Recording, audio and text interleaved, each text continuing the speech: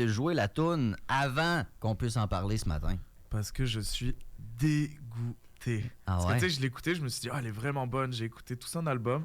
Puis je me suis dit, il faut vraiment que je le présente à Rémi. Puis ça va être vraiment cool. Puis je commençais à faire les recherches sur son auteur, donc qui s'appelle Speederation. Puis en fait, c'est écrit qu'il écrit tous ses textes, qu'il compose tout, mais qu'après, il se sert de l'IA pour faire tous les arrangements, la voix, tous les effets sonores. Donc tout ce que vous avez entendu, en fait, c'était une IA qui l'a créé, sauf le texte. Intelligence artificielle, Ouais, intelligence donc artificielle. pure, Ouais. sauf le texte. C'est quand même capoté parce qu'à l'oreille, Marc-André, toi, si tu le savais pas, tu l'aurais pas deviné. Puis c'est pas comme si tu connaissais pas la musique, tu n'avais pas une oreille quand même, là. Fait que ça ouvre une porte à quelque chose de je sais pas quoi. Parce que j'ai une réflexion comme ça. Je me dis, quelqu'un qui est bon justement pour écrire des textes, mais qui est extrêmement gêné ou a un problème de voix ou tu sais, whatever, tu sais, puis est pas capable de faire de la musique, mais aimerait ça que ses paroles prennent vie, si on veut, et soient entendues. Je me dis, ben là, tout à coup, ça ouvre peut-être une possibilité. D'un autre côté, il y a un autre verre à cette médaille-là, c'est clair, là. C'est exactement ça. Tu sais, je suis vraiment partagé quand j'ai préparé la chronique entre... Oui, c'est une manière qui est... tu sais, pour justement, comme tu disais, des gens gênés qui ont juste des textes, qui veulent mettre une voix, puis des arrangements, qui veulent faire comme ils veulent. Mais en même temps, je me dis, ces gens-là, ils sont capables d'aller contacter des musiciens qui vont mettre en musique leurs textes, qui vont mettre leur interprétation. Oui, mais... tu sais, c'est que je me dis qu'il y a quand même quelque chose à faire avec ça, mais... En même temps, ça ouvre cette possibilité-là, mais c'est savoir comment l'industrie de la musique va s'y adapter, parce que là, il l'a fait avec une application qui s'appelle Suno, donc S-U-N-O, je sais pas si c'est Suno ou Suno, mais c'est donc une application, puis je suis allé voir comment ça fonctionne, j'ai créé ma propre chanson. Ah ouais? Ben, y a une version gratuite où tu peux créer, si je me souviens bien... Pourquoi tu l'as pas envoyé, ta toune? Pourquoi on l'entend pas? J'étais trop gêné. Même avec l'IA.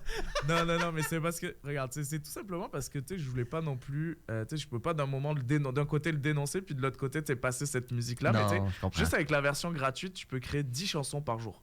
Tu sais, tu peux créer avec les textes. Avec les textes, avec tout, tu dis, j'ai testé, moi j'ai dit, je veux une chanson, un texte sur Québec, un soir d'automne, mets-moi un peu de mélancolie, je veux qu'on sente le froid qui arrive, tu sais. Puis il m'a créé quelque chose, je veux du français un peu années 90, tu sais, et je lui ai demandé, je veux que tu me fasses ça sur un son pump rock, garage, un peu, tu sais, de l'Angleterre, là, quelque chose qui rock, là.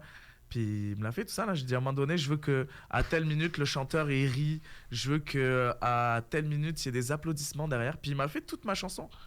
Mais ça c'est juste avec la version gratuite. Si tu prends la version qui est payante, la première version pro, ils appellent ça à $15, tu peux créer 500 chansons dans la journée. Puis si tu prends la genre premier plan, master, je sais pas trop quoi, $45, ça te coûte, je parle en canadien. Par mois? 45 $ par mois, tu peux créer 2000 chansons par jour.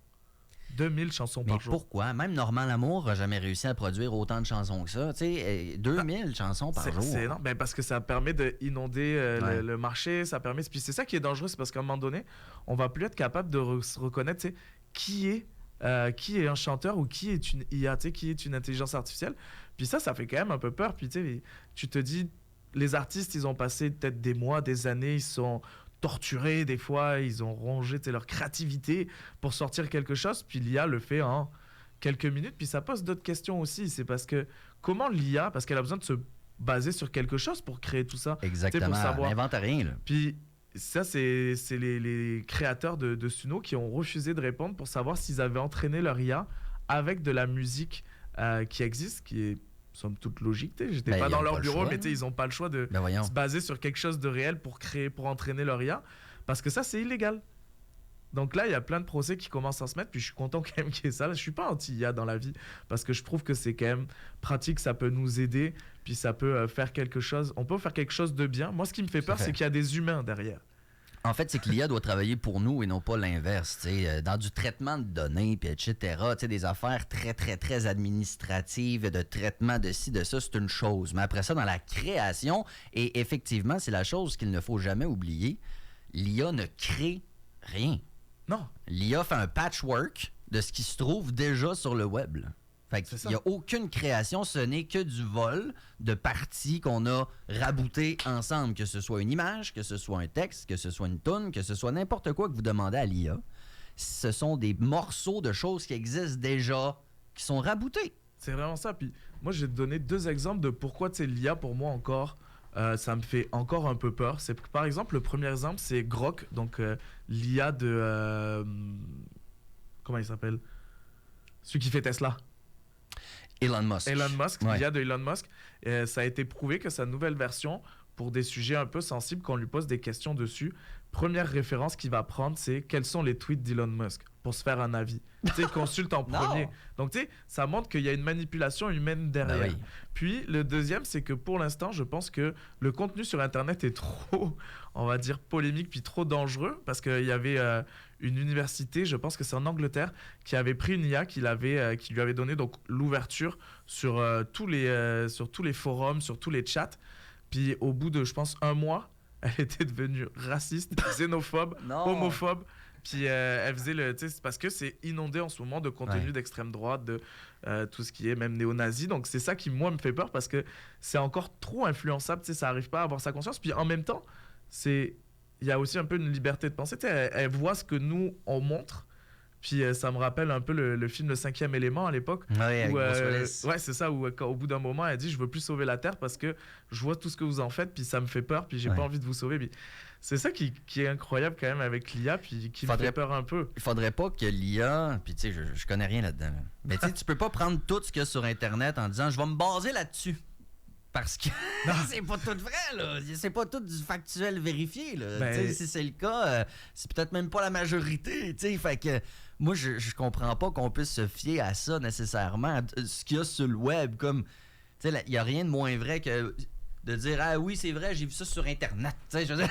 Le plus important, c'est que tu dises « J'ai vu ça sur les Internets. » Là, les tu sais Internet que là, c'est également. plus dangereux. Là. J'ai fait mes recherches sur YouTube. Mais pour revenir un peu à la chanson, c'est vraiment un phénomène mondial qui est en train de se faire avec l'IA où on n'arrive plus à décerner qui est le vrai du faux. Par exemple, en ce moment, la chanson la plus téléchargée en country aux États-Unis selon le Billboard, donc c'est quand même quelque chose de sérieux.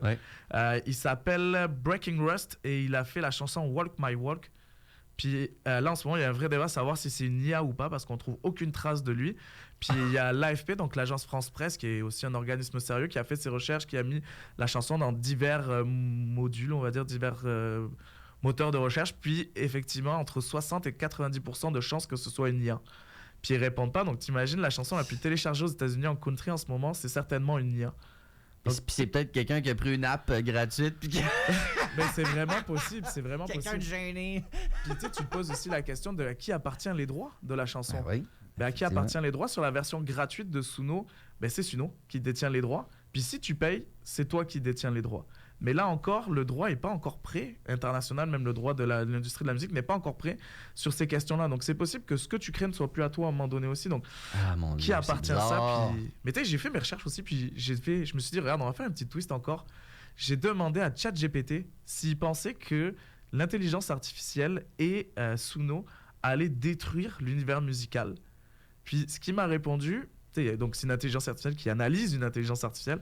Il m'a répondu qu'il ne pensait pas que ça allait détruire, mais qu'il fallait que les musiciens et l'industrie de la musique s'adaptent à l'intelligence artificielle, que justement, que ceux qui ne le feraient pas seraient vite dépassés, puis qu'il fallait, même lui il a dit qu'il fallait légiférer en disant qu'il fallait que les intelligences artificielles soient reconnaissables, donc on prévienne le public.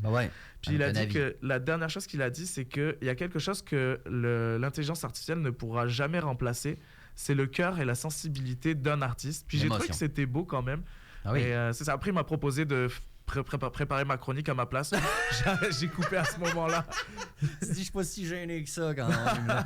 Marc-André, toi, tu as vécu quand même une évolution dans l'industrie de la musique. Puis hors d'onde, tu parlais de l'arrivée des drums électroniques, etc. Comme de quoi que c'était la fin de vous autres. Là. Dans les années 80, c'est ça, les drums arrivaient, là, les Roland, puis etc. Puis tu sais, ces machines-là... comme les Roland 707, là, mais il y avait d'autres numéros, ça a été hyper utile pour le rap, entre autres. Puis à cette heure, un son de drum de rap, mais ça vient de Roland, puis etc. Puis, on se faisait dire... Moi, à l'époque, j'étais à l'université. J'étudiais en contrebasse. Puis là, il y a un synthétiseur qui est arrivé, le DX7 de Yamaha, qui avait des sons de basse écœurants FM. Là, c'est de la modulation de fréquence. Puis là, on se faisait dire, hey, les bassistes, vous allez perdre vos jobs. Les drummers, vous allez tout être remplacés par des drum machines.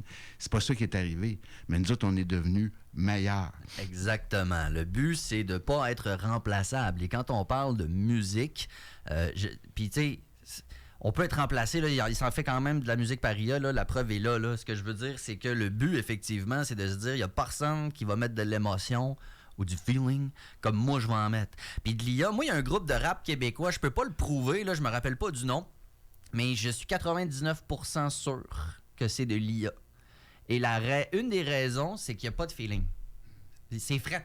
Tu comprends ce que je veux dire? Du rap, là, il y a de la rage, il y a quelque chose, il y a de l'émotion, comme dans bien des styles de musique. Là, il n'y en a pas. C'est fret. Fait il y a de la rage plus trop dans le rap moderne. Ouais, t'as raison. Il y a d'autres choses, là, mais... On reprend pas ce débat-là, mais je suis lancé. Il était 29, on n'a pas le temps. Et il y a un facteur aussi qui est important. Quand on est humain, on fait des erreurs. OK.